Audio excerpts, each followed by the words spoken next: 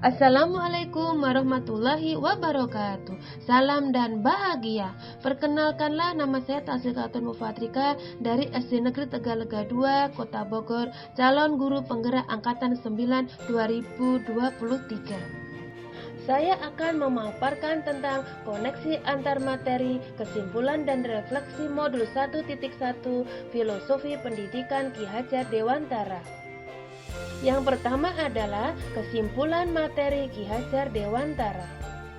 Pengajaran adalah proses pendidikan dalam memberi ilmu atau berfaedah untuk kecakapan hidup anak secara lahir dan batin.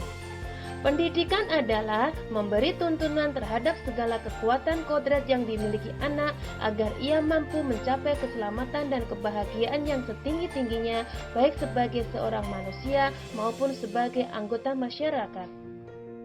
Kodrat alam dan kodrat zaman. Kodrat alam adalah kodrat yang dipengaruhi oleh keadaan alam atau kodrat yang dibawa sejak lahir.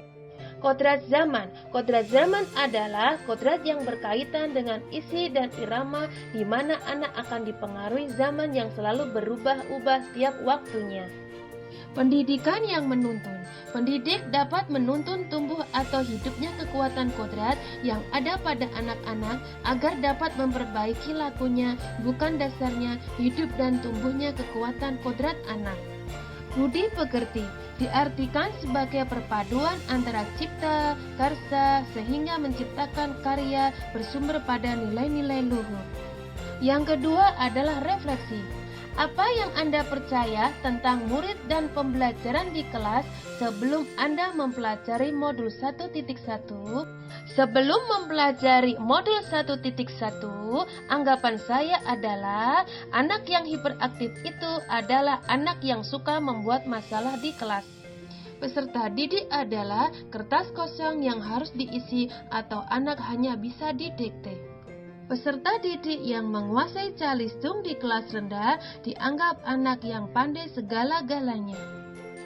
Guru beranggapan bahwa 80% nilai siswa di atas KKM adalah keberhasilan dalam mengajar. Guru mengejar target untuk menyelesaikan materi sehingga menghasilkan pembelajaran berpihak kepada guru. Apa yang berubah dari pemikiran atau perilaku Anda setelah mempelajari modul ini? Setelah memahami materi modul 1.1, yang saya pikirkan adalah saya harus menuntun peserta didik baik yang mempunyai kelebihan dan kekurangan untuk dibina sesuai dengan kodratnya agar tumbuh dan berkembang untuk mendapatkan kemerdekaan belajar.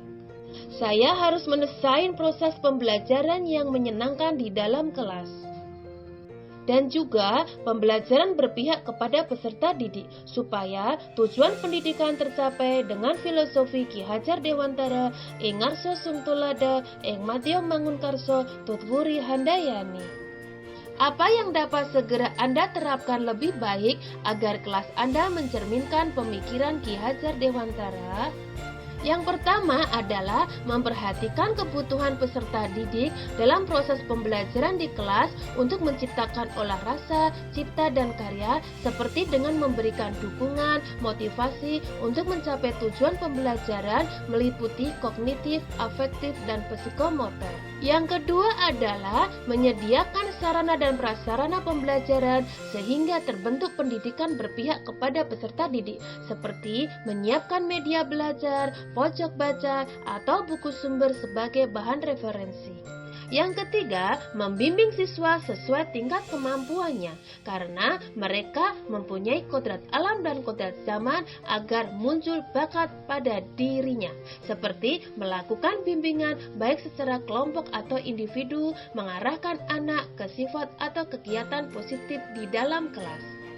Yang keempat, menciptakan pembelajaran yang menyenangkan dengan menerapkan model pembelajaran di kelas seperti dengan diskusi, berkolaborasi, pembelajaran dengan kontekstual di kelas rendah.